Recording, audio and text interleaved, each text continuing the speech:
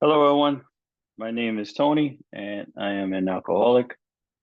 So we're going to be working on step two in the big book. And step two is found in the chapter four of the big book, We Agnostic.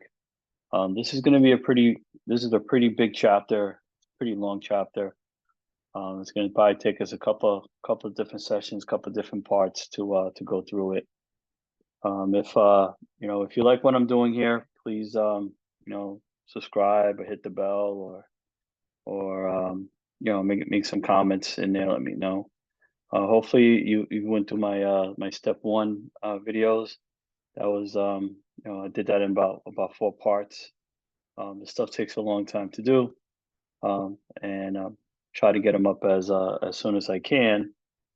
And And like I said, this one's going to be long. It's about 16, 17 pages, and we're going to bounce back in the book to a couple of different chapters to build story a little bit. And then we're going to also work in the back of the book. I just wanted to show the cover to this book called Back to Basics by Wally P.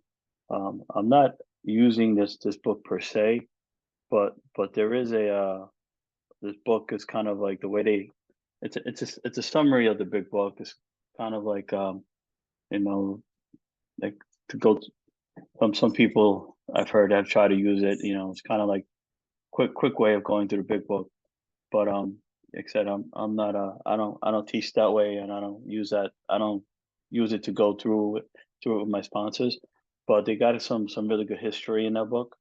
That's why I brought it up. It's a really good history and some background on AA, and a couple of pictures in there, and some of the paragraphs that I'm going to talk about. They have a couple of good little notes.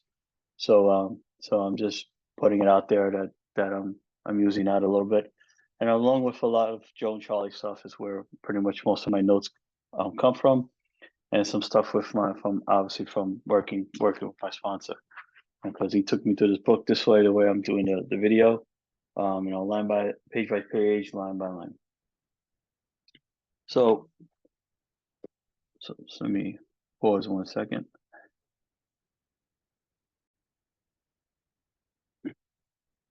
Sorry about that. Never fails when I start a video. It's always interruptions. So here in step two, came to believe that a power greater than ourselves could restore us to sanity, and that step is actually found in page 46, second paragraph or so. But there's a lot of preliminary stuff that we go through with this chapter, and a lot of people don't like this chapter. I mean, Joe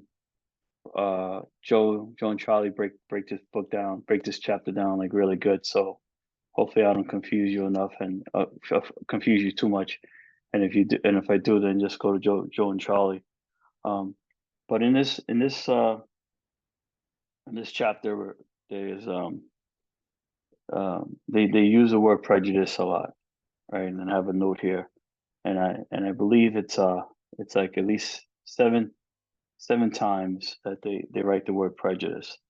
And I have a little note here from my sponsor that told me that, if someone struggles with God or the higher power, or if you're having issues with God, like this chapter is going to talk a lot about God, and they're going to try to explain it and make a case where, you don't have to be a religious fanatic.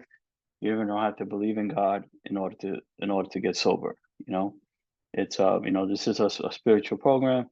So again, whatever you call God, higher power, I've also have told people or work with sponsees, I'm like, if you have a problem with God, then you know what? Majority of us all have people that are close to us that passed away. Well, get a picture of them, put them up on your dresser, put it up on your counter, and those are people you pray to. Those could be a high power. Your parents who passed, your grandparents, best friend, any significant other. But when it comes down to it, you got to have some type of spirituality.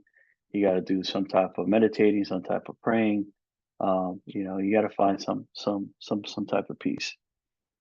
But if you do struggle with the Word of God, one of the good exercises, I guess, to do is is just to kind of put all your your prejudices and things aside for a while, and and just come into this program or to this chapter with a clean slate, And another exercise that I suggest have been told to me, like everything that I'm reading is what I'm saying has all been told to me or I've heard in the rooms. So I've heard, you take a piece of paper, fold it in half, and on one side, you put down like, what you think your higher power is, and the other side, what the characteristics of a higher power on one side and what you think it shouldn't be, and just try to come to a formulation of what you think, your God or your higher power or or your spiritual being out there, really is, and really just try to work through it as best you can. Um, so uh, and then also, faith is spoken about in this chapter. I think like 14 times. Again, Joe and Charlie, they break down, what agnostic means, and they say AG is without, Gnostic is without knowledge. And I have a little note here that, to me, it's just about this whole chapter's, or when I went through this, just kind of like, reconnecting, rebooting yourself, with with your spiritual life. So let's start reading. So in the preceding chapters, you have learned about alcoholism. We hope we have made a clear distinction between alcoholic and a non-alcoholic. Here we go. He's already talking about the word we. Like I said before, he rarely uses the word I. Everything is we, us, all of us. So right at the about, he's talking about a program of unity, and us working with each other to help each other. So we hope we have made clear distinctions between alcoholic and a non-alcoholic. If when you honestly want to think, you find you cannot quit entirely, or if when drinking you have little control over the amount you take, you're probably alcoholic, right? So it's giving you a definition, you know. And then this is also like a question you can ask yourself, or if you're working with someone, ask a potential candidate, and if they and if they say that that they cannot quit entirely, or when they're drinking they have a little control over the amount that they take, then they're an alcoholic, right? Because if you have control over the amount, you can have one or two drinks per night, or if you're out having dinner and then you're done. But if you're having one or two drinks and then at least like 15 or 20, and then next day you're waking up not knowing what the hell you did, you're doing that on a consistent basis, then you're and you put the word here probably. So in the book they never tell you you're an alcoholic, because the book wants you, or the program, or Joe and Charlie, or Bill and Bob. It's for the person to self-identify if they're an alcoholic or not. So if that's the case, you may be suffering from an illness which only a spiritual experience will conquer. So right there in the first chapter, he's telling you that we're all sick, right? Alcohol is a disease. And he's not using the word may here. He's being pretty definite in this sentence, and he's saying that maybe you're suffering, but if you are suffering, that only a spiritual experience is gonna help you out of this. And in the back of the book on page 567, 568, they break down to what a spiritual experience is, and what a spiritual awakening is. And we're going more into that a little bit in this video, and more in depth when we get to that chapter. So, to one who feels that he is an atheist or agnostic, such an experience seems impossible. But to continue as he is means disaster, especially if he is an alcoholic of the hopeless rarity. To be doomed to be an alcoholic death, or to live on a spiritual basis, are not always easy alternatives to face. So, very powerful sentence here, and he's basically telling you that that's your FUC, and you can see what I have here, because he uses the word doomed a lot, and it basically means well, you're screwed, and your only option is either kind of like they say fake it till you make it type stuff, and maybe take a little bit of the stuff in, and maybe try to get some type of spiritual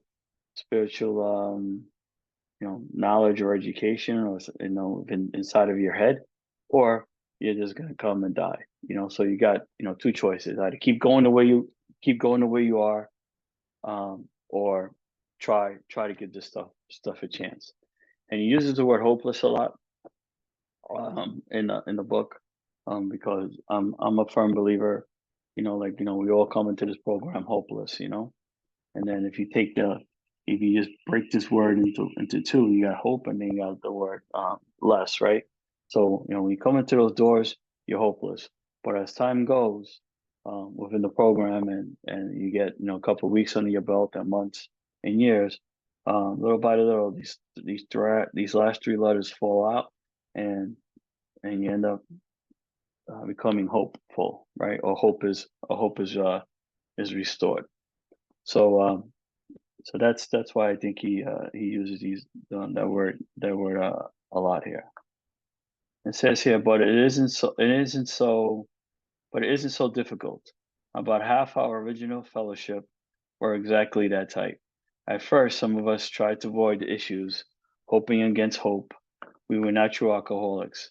Okay, all denial stuff. We all come in here, and myself, I was in here for 3 months, and still didn't think that this is for me. And I really had to, learn through reading this book, what the true disease of alcoholism is. But most of us come in here still hoping, that we don't belong here, but you end up finding out that you do eventually.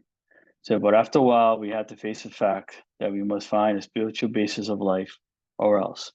So, after a while, you spend some time here in the program, and a lot of people in the beginning are like, "Oh, this is BS. This is BS. This God thing sucks. This and that."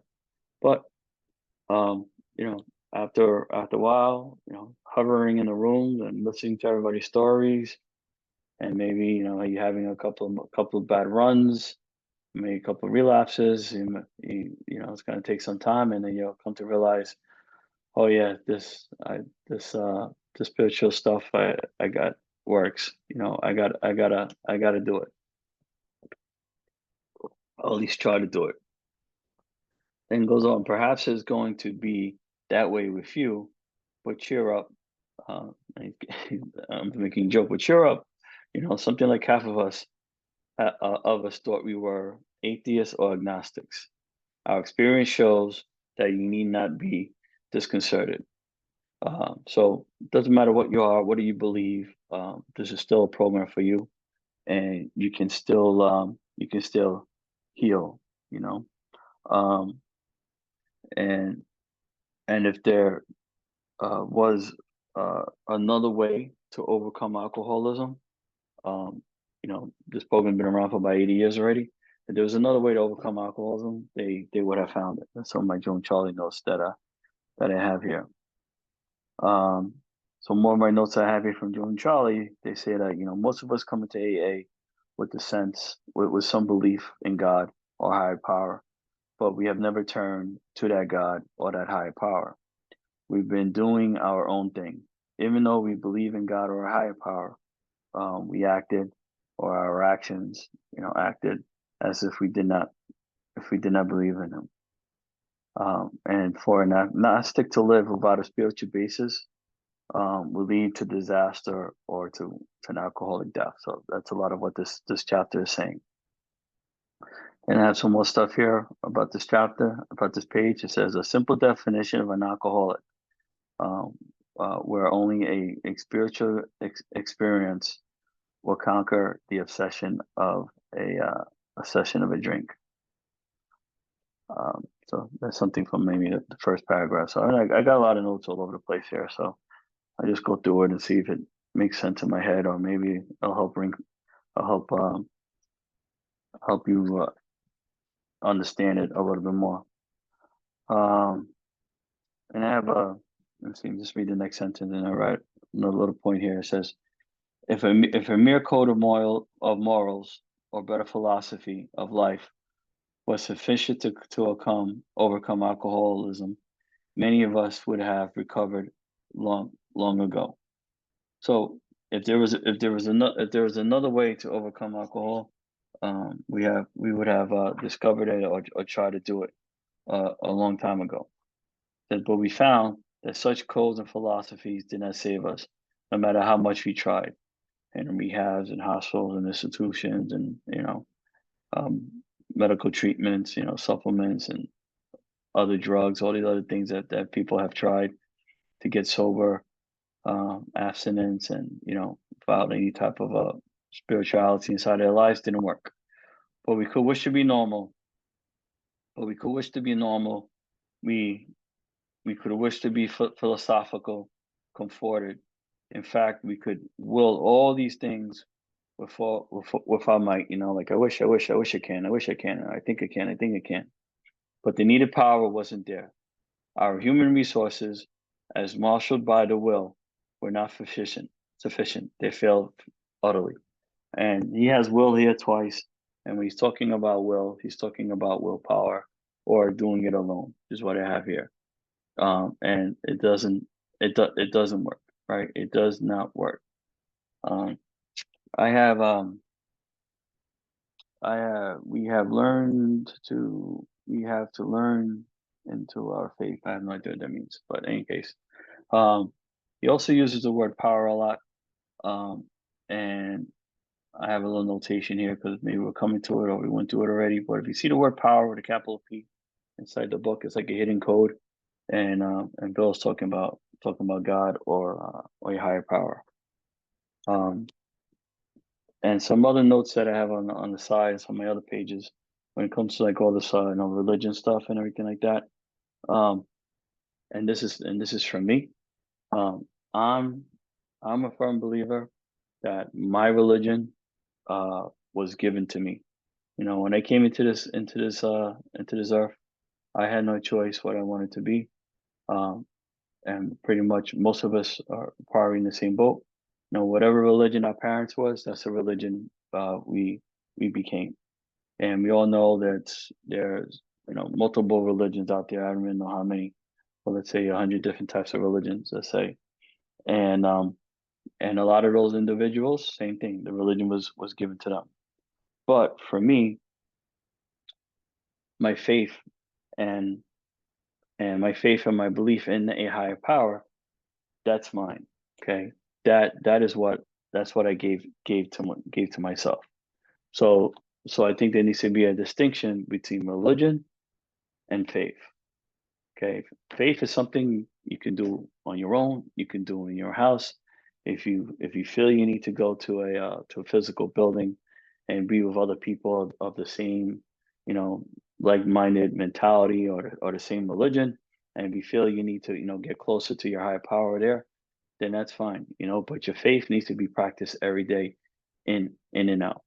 Because, like for me, I believe in God, I believe in Jesus, and for me, the way Jesus led his life, you know, he chose a donkey, sandals, he walked everywhere, um, had very basic means of a living. He went out in the streets, and preached to leper colony, and you know he could have with the snap of his fingers, just destroyed all the Pharisees and the Romans and everybody who was against him. But he chose not to. He lived he lived a very simple life, a very faithful life, and that's how I think we should live. He didn't believe in the temples. He didn't believe in these buildings. He didn't believe in going in. He didn't believe in sacrifices. He didn't believe in all that stuff. Very simple. He he believed that, and he taught the apostles how to pray. And what do you believe he is the Son of God, or if he is a prophet or a teacher, whatever. Some of his teachings do make a lot of sense. And if you want to be closer to your high power, I would say just go somewhere quietly, uh, and pray. Go into a room, close the door behind you, and just pray. That's what it comes down to. It comes down to praying. The more you pray, the more powerful you feel, and the more ease as you feel. And for me, the more of that fear that we have, that we get, um, lifts out of our hearts, and with that we get more confidence in ourselves. All right, so enough with that. So lack of power was and again, see the power here. Lack of power, talking about God, and lack of power. That was our dilemma. We had to find a power which we could live, and it had to be a power greater than ourselves. All right, and again, he's talking about power. He just used the word power 4 times in this little paragraph here. Obviously, but where and how, um, where, where and how were we to find this power? And it's a question mark, and he doesn't give you the answers, but I'll give you the answers. The answer is very simple in the 12 steps. All right, 12 steps of AA is we find the power greater than greater than yourselves. 12 steps of AA, also add in the fellowship, coming to meetings, doing service work, um, all that stuff, and helping others, giving back what was given to you. Basically, stop being a jerk, or a hole. He says, well, that's exactly what this book is about. Its main object is to enable us to find a power greater than yourself, which will solve your problem. So he's telling you that the book will help you find or get closer to your to your higher power. Um, and then also in the big book here, the author maintains that is our arrogance and our short sightedness that keeps us in the dark, right? And blocks us from the sunlight of the spirit or of a higher power, whatever you want to say. And that's a lot of what we're going to be talking about in this book, or really in the whole program. I think what it's going to take for us to find that higher power, to make that spiritual connection. And that's why I think on the next page we're going to probably bounce back a little bit to Bill's story.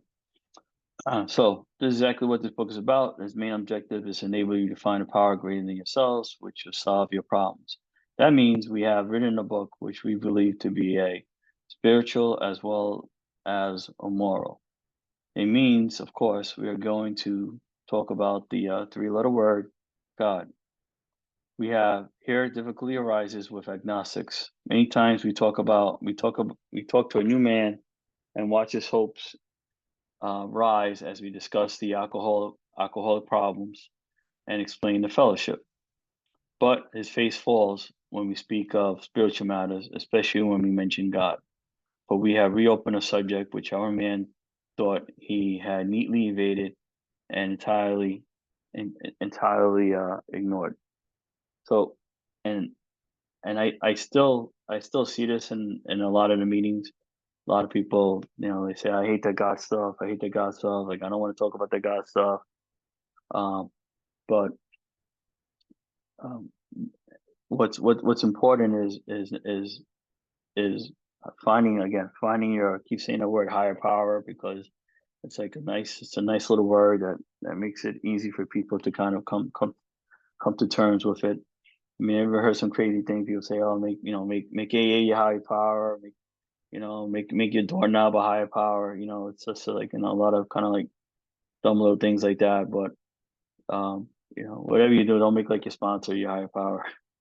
That's what I tell my sponsees, because I'm no God. But I find it comfortable making like I said, my relatives, my father passed away, my grandmother, my cousin passed away, cousins, I should say, passed away. I find comfortable making them my high power. It's almost like I look at my family who's passed away. They're kind of like my little guardian angels. And if I want to use a football analogy, You know, they're my offensive line and my defensive line, and they're keeping me in they're keeping me in the game. You know, and God and Jesus, they're, you know, they're my quarterback and my receiver. You know, and what the hell am I? I don't know. I'm on the sideline being a coach. Just hoping that all these people can keep me in the game, and I can win. You know, I can win the game, or I can win the life. You know, but it takes a team for us to stay spiritually sober. There's no way you could do it. You could do it by yourself. You know, and we're lucky. You know, we have the AA people inside of the rooms, and then we have our loved ones that are up there, um, look looking at us. Um, I have here some Joe and Charlie stuff. Some people are anti-God or have a concept of God from their childhood. Like, you know, Santa Claus God, foxhole prayers. They but you gotta put your concept of God aside for now, and start over with a clean slate. Um, and lead us to, you know, cleaning up our side of the street. And he goes into this childhood, what this childhood God is type stuff, and I'll read it, and I'll give a little bit more of an explanation. But just think of, you know, kind of like Santa Claus, um, when we were younger, you know, we taught pray to God, pray to God, pray to God, you know, say these prayers, say these prayers, say these prayers, or when you're in trouble, you're in deep shit, you know, you pray to God, you know, you pray to God like it was Santa Claus, you know, when you wanted something, you know, like I said before, foxhole prayers. You know, you got bullets, you know, coming over you, and oh, now you're praying, right? Or, you know, cops are chasing you, and, you know, now you're praying, you know. So stuff like that. So it says here, um, and here is, and I said before, the word prejudice is used 7 times in this chapter, and there's a reason for that. Is because it wants to try to get all these prejudices out, you know, all these false notions, all these bad thoughts that we have about, you know, I guess anti-God, anti-spirituality. And again, I'm not talking about religion. This, you know, religion is something, again, that we're born into. That's the name of of a building, or the name of some type of an organization. You know, I'm talking about faith. You know, because I believe that, you know, when you go, you know, like let's say there's 100 religions out there, right? You know, and let's say there's Catholic, there's Jewish, you know, the Muslims, you got the Hindus, you got the Buddhists, Lutherans, um, Protestants, and then you got the Agnostics. You know, let's say we all pass, and now let's say we go to heaven or up there, you know, and now it's Judgment Day, you know. So, like, is there a Muslim God? Is there a Jewish God? Is there a Catholic God? You know, are they gonna be like, okay, you Catholics go to that part of heaven, you guys go, you know, you Lutherans go to that part of heaven, the Jews go to that part of heaven, you know? I mean, like, are we all gonna be separated up in heaven by, different sections, you know, different zip codes?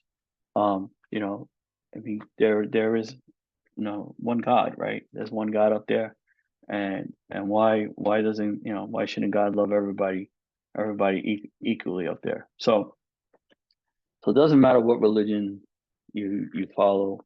Um, it In the end, I think it all takes us to the same place, and what we're all fighting over is, you know, oh, my way is better than your way to, you know, to worship God. You know, it's like we're all fighting for, like, our Father's approval. You know, we're all fighting for, you know, the approval of our dad, of our higher power, um and you know, and that, of course, you know, there's a lot of politics and everything involved in it, but when you come down to the basics, you know, at least I believe, you know, there's one God, everybody's children of God, and and you got to come to some type of spiritual grasp when, you know, when this time comes, you know, or which is pretty much now for everybody.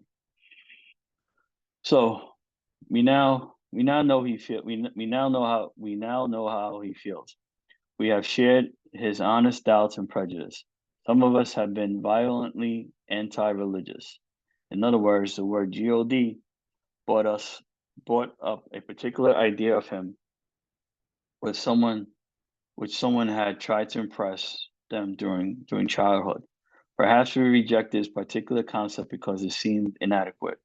With that rejection, we imagined we had abandoned the God idea entirely. So we have to get away from the God that our parents have given us, or whoever, Sister Mary, Father Joe, like whatever um negativities or these bad impressions we got from like all these religious leaders. And we have to find, like I said, our own concept of our higher power, right? We have to find our own faith. And and it always astonished me, or it was always, I don't know, hypocritical, funny how these religious leaders, monks, priests, nuns, especially when I was in elementary school, um, how they never treated us the way Jesus would have. He never acted in a Jesus-like way. Where the screaming, the yelling, the punishing, and the discipline, and some people, spanking, hitting, and then all these other abuses that a lot of these religious institutions cause upon children. So stuff like that. It astonished me how people who say they're they believe in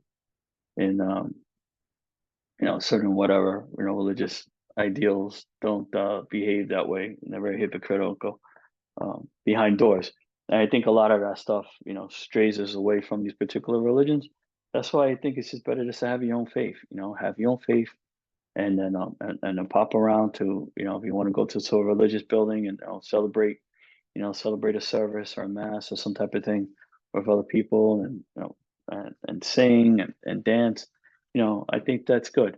you know but before you get to all that, you got to have a little bit of a strong foundation, and this all this AA stuff really helped me get through all this stuff. This chapter, not by itself, because this chapter is horrible. About when I first read it, I had no idea what the hell I was talking about. But working through this chapter with my sponsor, and working through this chapter with Joe and Charlie, and then reading it over again with my sponsees, and writing all these notes, I really kind of got to get the understanding of what spirituality is all about, and that's what it comes down to. Okay, so we were bothered. Um, we were bothered. Um, oh, I'm sorry. I'm like, what the heck? All right, so I'm gonna pause here on this little page here on page 45, and then I'm gonna go back to it. But as we know, we're talking about prejudices and all those, like spirituality. We're gonna come back and talk about the prejudices, but we're gonna stay kind of like a spiritual idea. Um, and and again, we're gonna jump into page 586 for a second. I'm sorry, 568 for a second. Don't mind this number. It's 568 in the general big book. I have a study edition big book, and which has notes on the side. I mean, blank pages, so you can write notes on the side, and this is listed as page 570, but it's 568 in the big book here. So the reason I want to point to this book, this paragraph is here because, again, in that other book, Back to Basics, they kind of put this here when they're talking about step two, because again, it's about the arrogantness, you know, and short-sightedness that we kind of like all or have when it comes to talking about these things here. So what I want to read here says, most empathetically, we wish to say that any alcoholic capable of honestly facing his problems in light of our experiences can recover, provided that he does not close his mind to all spiritual concepts. So here in the big book, Bill is saying that we can recover, we can do it. We just got to be open-minded, right? It can only be defeated by an attitude of intolerance or belligerent denial, right? So basically, we're gonna, we're gonna lose a game based on our stupidity, on us, our ignorance, prejudice, arrogance. He says, but we find no need. We find that there's no need. Um, we find that no one need have difficulties with the spiritualities of the program. Willingness, honesty, and open-mindedness are essential for the recovery, but these are indispensable. So, again, he's basically saying we got to kind of get out of our own heads, and and just give it to a higher power.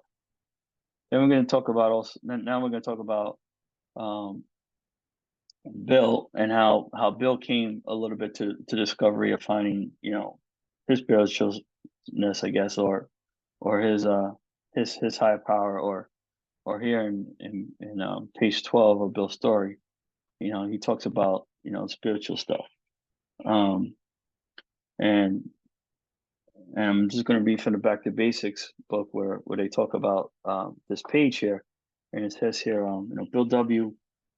Bill W., our New York City co-founder, had a great deal of difficulties accepting a spiritual solution of his alcoholism.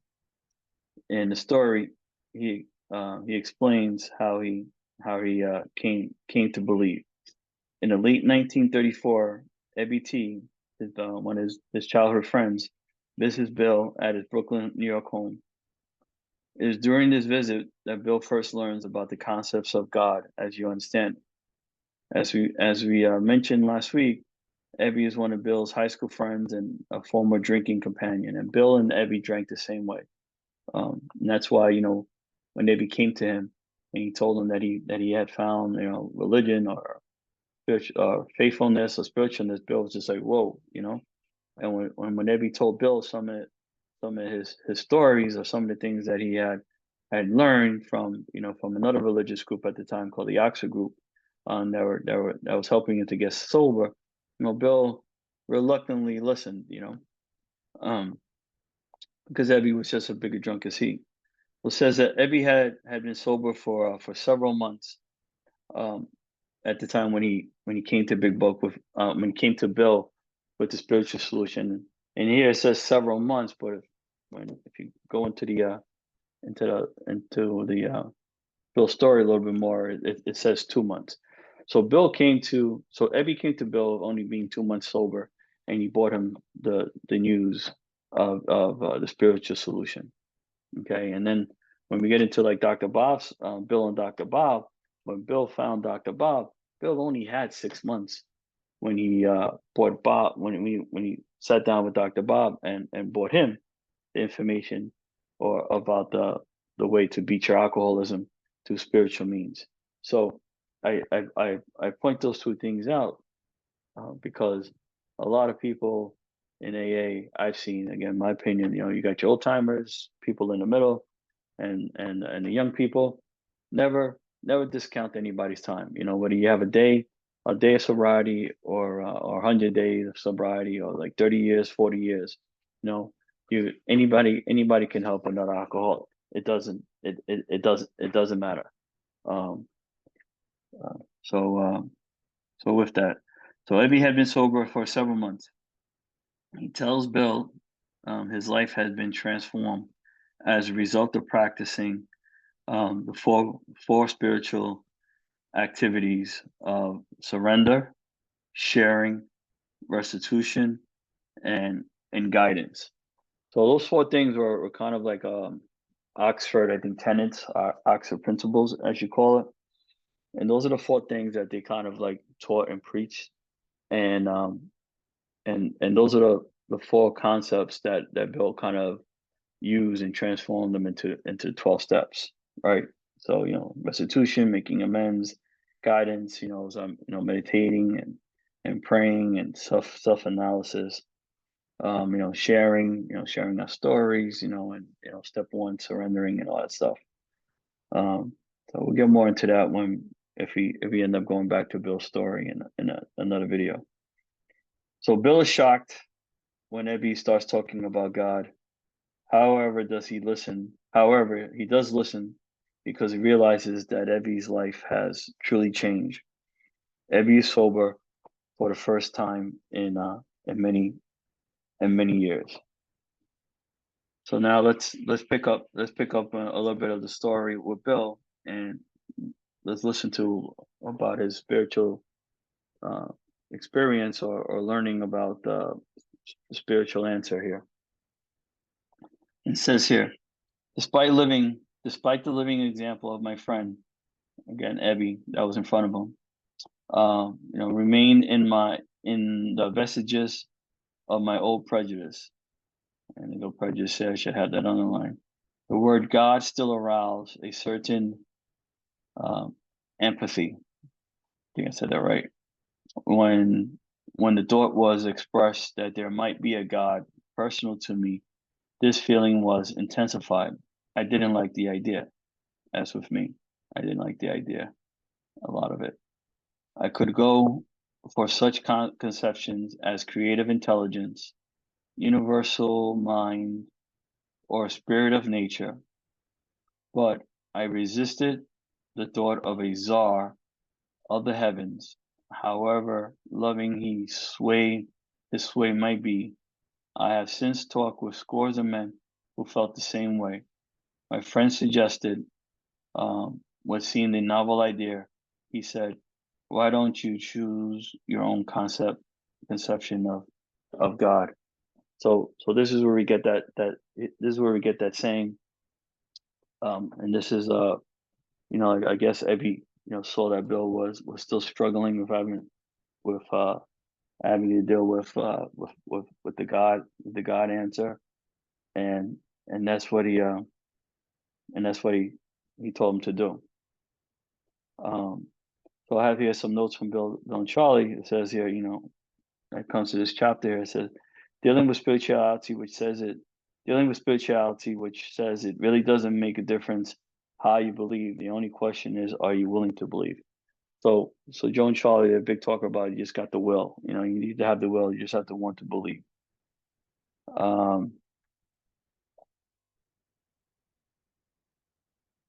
So the next paragraph says, that statement hit me hard and melted the icy intellectual mountain in whose shadow I had lived and shivered many years. I stood in the sunlight at last.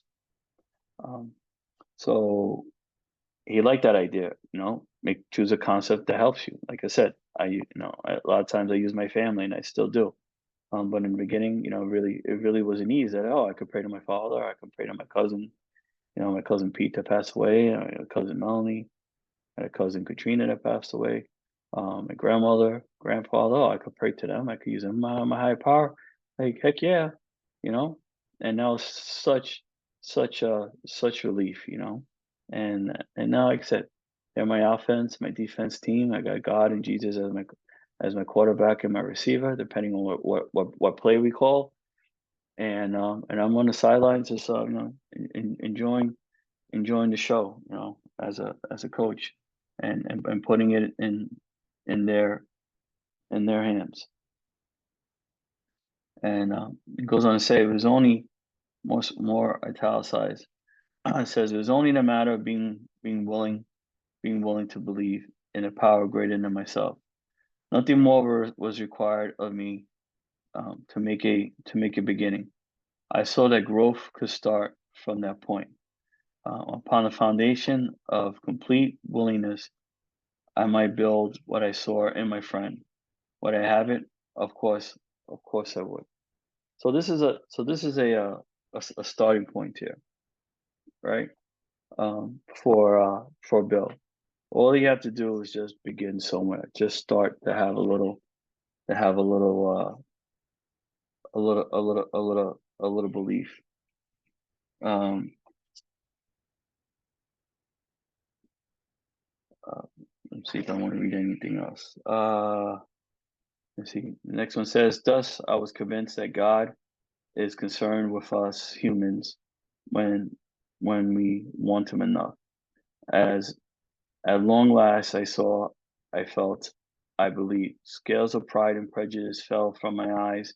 A new world came to view." So he started to believe. He started to find his faith, right? That's what area he found faith, or his faith was kind of restored. And again, a man, 2 months of sobriety brought the message of using God, using your higher power, using faith, using spirituality to another man who was struggling for many years and going through many relapses and going through a lot of ups and downs and a lot of failures and a lot of, like, getting fired from jobs and a lot of crazy stuff that Bill went through. And at this point in Bill's story, he's I believe he's out of work. His wife is working in a department store. He's in his kitchen right now. His point of the story, he's hiding bottles in his house, and he's at the lowest point. He's even at the point where he's stealing money out of Lois's purse. Behind his wife Lois's purse. Behind her back. Um, and he doesn't know why. He doesn't know why he can't stop.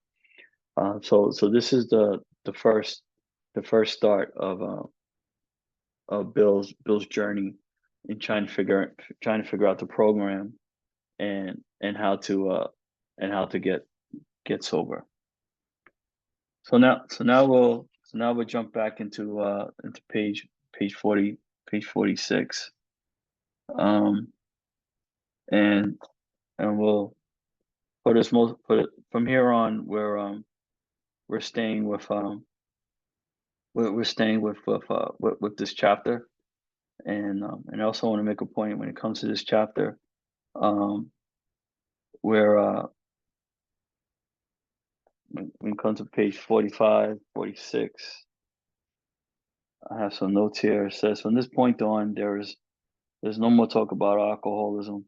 We're only talking about a higher power and step work. All right, from page 46 on. We'll start talking about alcohol again in the later chapters, which is really chapter 8 to the wives. So, chapter step 1, I kind of broke down more about alcoholism, and that's, after going through those 4 videos, you should probably have a little bit of an understanding for what alcoholism, and if you really do have a problem.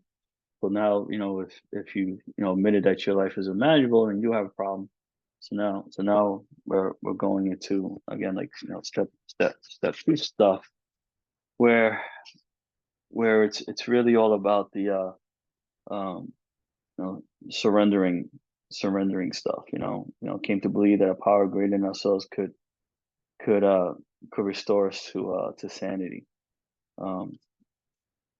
And sorry, so let's continue with 46. So it says here, 45. Let me just 45.3 says, let's see. So it says we were bothered with the thought that faith and dependence upon God beyond ourselves was somewhat weak, even cowardly. We looked upon this world of wearing individuals, wearing theological systems, and inexplicable calamity with deep skepticism. We looked askance at many individuals who claim to be godly. So again, that's like, looking at all these, religious leaders, looking at all these people, or like the holy rollers, as they call them, that are being hypocritical. So it says how could a supreme being have anything to do with at all? And who could comprehend a supreme being anyhow? Yet in other moments we found ourselves thinking, when enchanted by a starlit night, who made all this? There was a feeling of awe and wonder, but it was fleeting and soon lost. So in this paragraph, we found it hard to believe that faith in a higher power would make us strong. we question whether a higher power or supreme being existed, but at times we knew that, there's something out there, that some type of power, created the earth, or made all this happen. Once we put aside like all those misconceptions, like all the crap that was taught to us as a kid, all these misconceptions of God, then we were really, ready to connect with Him, and to learn. And like I said before, I have something here that says, like, like a Joe and Charlie exercise. It said, write down on a piece of paper or what you would like God to be, laying aside all the stuff that you think you know, and write on a piece of paper, and then maybe hopefully that can be your higher power. You know, um, 1 sec. So 46:1. There's a book here, and if I didn't explain it, like with my study guide here, these numbers here, these are the chapter numbers, and each number is like a paragraph. So that's how this book works out. Okay, so 46:1 here in this paragraph, it says, "Yes, we of agnostic temperament have had these thoughts and experiences. Let us make haste to reassure you. We found that as soon as we are able to lay aside prejudice, and that's prejudice number 2. Like I said, there's 7 of them here we're going to talk about, and express even a willingness to believe in a power greater than ourselves, we commenced to get results, even though it was impossible for any of us to fully define or comprehend that power, which is God." So again, once we put aside all the prejudices, all the misconceptions, um, and start to actually, listen, and and do some of the AA stuff, obviously we'll, get sober, health gets a little bit better, stop drinking, and stop going to jail, you know, and start, believing, praying, meditating. Things start to get a little bit better in your life, and at least you start to feel better. That's probably, 90% of the time happens to people. Much to our relief, we discovered we did not need to consider another concept of God.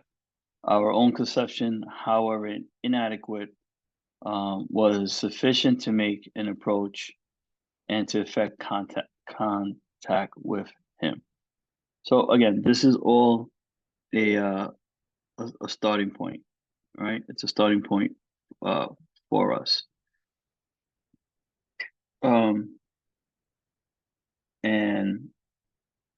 a starting point for us, and we really didn't have to make it too complicated. Like I said, the exercise of writing things down on a piece of paper. We didn't have to make it too complicated. Whatever simple concept we have of God or higher power was enough in order for us to make that little start, that little contact with Him. And it says, as soon as we admitted the possible existence of a creative intelligence, something out there, a spirit of the universe, whatever you want to call it, underlining the totality of things, we began to possess a new sense of power and direction. Okay. In other words, stop being assholes, stop being jerks. Once we start, doing things, the right way, being nice to people, you know, putting, God-like behavior or Jesus-like behavior, Muhammad, Moses, Abraham, like whatever your religious belief is. Once you start acting like some of these, these real prophets in our holy books, things kind of got better. And it says, provided we took other simple steps, all right, and those are the 12 steps, the simple steps that he's talking about. We found that God does not make too hard of terms for those who seek Him, right? So God is there for everybody. Higher power is there for everybody, and if you just try to start looking for Him, just try to start thinking about Him or meditating about Him, you should find that, oh, hey, there you are, there He is. He was there all the time, He's waiting for us to open our eyes. It says, to us, the realm of spirit is broad, roomy, and inclusive.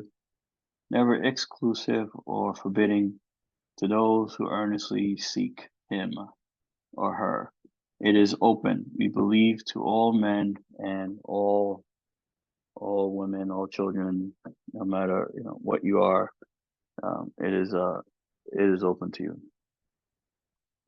So my Joe and Charlie notes here, I have here, you got to get rid of the old ideas, again, the old prejudice stuff, get it out of our heads, um, and get uh, start making our own concept of God. And I have here now what Sister Margaret told us. That was one of my old religious teacher from Catholic school who was very mean. So once we get like her and this other guy, Father Brown, once we get those uh, religious people out of our heads and start doing things our own way, um, things things get better and get easier for us. And see, John Charlie has here. It says you can set aside your old ideas of God and have my own conception of God. I can believe in God, a higher power, the way I want to. All we have to do is seek God because He is not lost. We are the ones that are lost. It is the seeking. Here's what I like. So this is more Joe and Charlie stuff. So I like this. It is the seeking. It's not in the finding that we find Him. So that's pretty powerful sentence. So it doesn't matter that we it's such a great sentence. It is the seeking, and it's not in the finding that we find them. So like we can't worry about finding them because we will find them. But it's like it's the journey. That's what it's all about. It's the journey. Is doing the work. And going to meetings, doing the steps, doing the readings, little by little. That's all seeking. We're seeking to be better. We're seeking to be sober. Um, uh, we're seeking peace. All right. So like it's all in the journey for us, and that's why I've heard, or I'll say it. I don't know what the heck say it. Like I wish you a slow recovery, and when you go through the steps, I wish you a slow process. That's why, like in my first step one videos, I mean, if you break down the time, it's almost like 4 hours that it took me. And when I work with someone, those 4 hours pretty much almost equals like 4 or 5 days. And it's not straight days. I'll meet with someone on a weekly basis and go through it. My process is slow, but like where the hell are we going? What's your rush?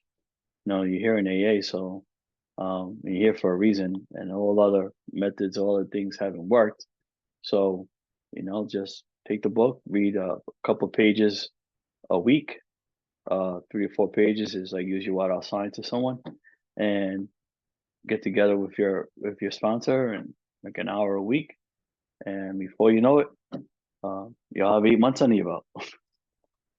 And I mean, you'd be like, holy shit, and you've gone through this book. It took me about 6 to 8 months to really go through this big book, writing notes and everything like that. So, but God's grace, I got 3 years in, and it's sticking. So, like I said, it worked for my sponsor, it worked for his sponsor, it worked for me. Hopefully, will work for you. So let me see. We believe to women for all men. All right. So 47:1. It says here. I got here again. A starting point for believing. When we speak to you of God, we mean our own conception of God. This applies to you, to other spiritual expressions, which you find in this book. Do not let any prejudices. Again, prejudice number 3 that's in this book. These are all of our old ideas. Do not let any prejudices you may have against spiritual terms deter you from honestly asking yourself what they mean to you. At the start, this was all we needed to commence spiritual growth, to affect our first conscious relations with God as we understood Him. Afterwards, we found ourselves accepting many things which then seemed entirely out of reach. That was growth, right? Growing up, putting our big boy pants on. That was growth. But if we wish to grow, we had to begin somewhere. So we use our own concept, however limited it was. Again, talking about making, same thing that we got from Ebby. Find something, get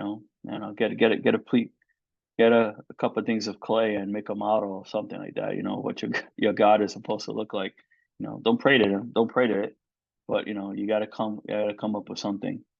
Again, it's a starting point for your higher power. God is a starting point for non-believers. Getting rid of all those old ideas and those old old concepts. And talking a little bit more about prejudice, or what the word prejudice means, is again, this is more Joe and Charlie stuff I have here. It says prejudice is nothing more than old ideas. Do not let any old ideas you may have against spiritual terms deter you from honestly asking yourself what they mean to you. And I have here, beginning to find the higher power greater than human power by changing our old ideas to new ideas. Let's see what else. All right, so 47.2. So here we are. Most important paragraph, I guess, in this whole chapter, and this is where we find, step two of the of the program. And if I didn't say it in the first video, maybe I did. I go through the big book, and like the steps are revealed in the big book. The steps are all in the book. So I go through the book, again, step by step, line by line, and we look to see where the steps are, and then we talk about it, because that's the way the originals did it. So in 47.2, we need to ask ourselves. We need to ask ourselves but one short question: Do I now believe, or am I even willing to believe, that there is a power greater than myself? As soon as a man can say that he does believe or is willing to believe, we emphatically assure him that he is on his way. It has been repeatedly proven among us that upon this simple cornerstone, a wonderful, effective spiritual structure can be built. So, question to ask yourself is about your higher power is, do I now believe? Am I willing to believe? Agnostics, Mojo and Charlie stuff, agnostics have always believed in some kind of God or higher power. Atheists, they don't believe in God, but an atheist can become willing to believe that there's something or some kind of thing out there, or higher power or higher being, whether you want to call it God or not. But they have the ability. That those are their definitions, their breakdowns of what an atheist and agnostic is. In 47.2 we just read, you also have here, the spiritual structure we're building is the spiritual experience, or the spiritual awakening. That comes from the last line here. This wonderful spiritual structure can be built. And he uses this word cornerstone in the book here, and on page 56, and that paragraph 5 and maybe 62, third paragraph there. He talks about he uses the word cornerstone, and he talks about the keystone. He uses the word keystone. And the way it's explained to me, he uses these analogies because it's like if you look at an arch, the way they made like let's say castles, medieval buildings.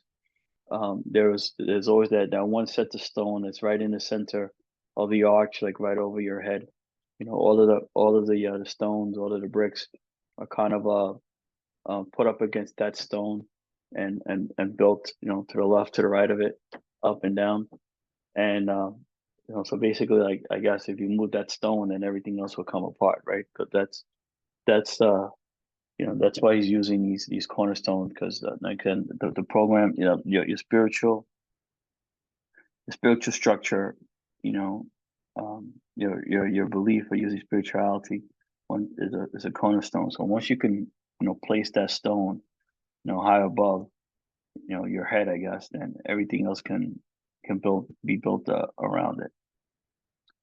He goes on to say, that was a great news to us, for we had assumed we could not make use of spiritual principles unless we accepted many things on faith, which seemed difficult to believe. When people presented us with spiritual approaches, how frequently did we all say, I wish I had what that man has? I'm, I'm sure it would work if I could only believe as he believes. But I cannot accept as surely the many articles of faith, which are so plain to him. So it was comforting to learn that we could commence a simpler belief, and I have here with just a belief. So what all those fancy words are saying, again, Joe and Charlie stuff here, their explanation of this paragraph, they're saying that we do not have to have faith in a higher power. Faith equals surety and knowledge, and after the fact information. So we just got to have some type of belief, right? And hopefully the faith will come later on. So faith is, um, as they define it, is having a knowledge of God, and a belief is a starting point. So at your point of your recovery or coming into the program, if you're having again, a difficult time with the three-letter word, that's fine. You don't have to have faith in God or faith in your higher power yet, but you just have to have a starting point, right? So, and your starting point is your belief, and just believing that something good would happen, or just believing that coming to the rooms and just sitting in the rooms and listening will get you sober or help you to stay sober, then that's fine, because again, that's having a belief that it will occur. And I guess the more you come to the rooms, to the meetings, that faith will hopefully slowly start changing into some type of faith. And out of faith in the program, faith in high power, or faith in something, But he said, I think there's a George Michael song, right? You got to have faith. So that's what we need. That's all we got. And hopefully after that, something else will transpire. Will come after that. So, and Joe and Charlie go really deep into that. They even have like a mechanic story that's kind of funny. When I explain this whole belief stuff. If I didn't do it well enough.